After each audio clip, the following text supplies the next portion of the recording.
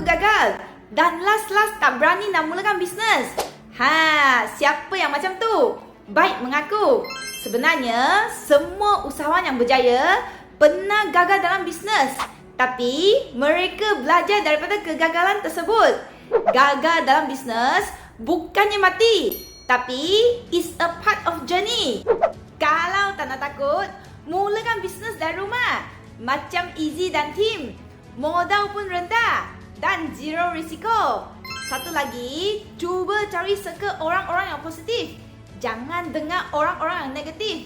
Jadi, kalau korang nak mulakan bisnes dengan Easy, komen saya. Lepas tu, pergi ke profile Easy, WhatsApp Easy. Easy akan kongsikan dengan anda semua. Easy dan Tim akan tunjukkan korang satu persatu.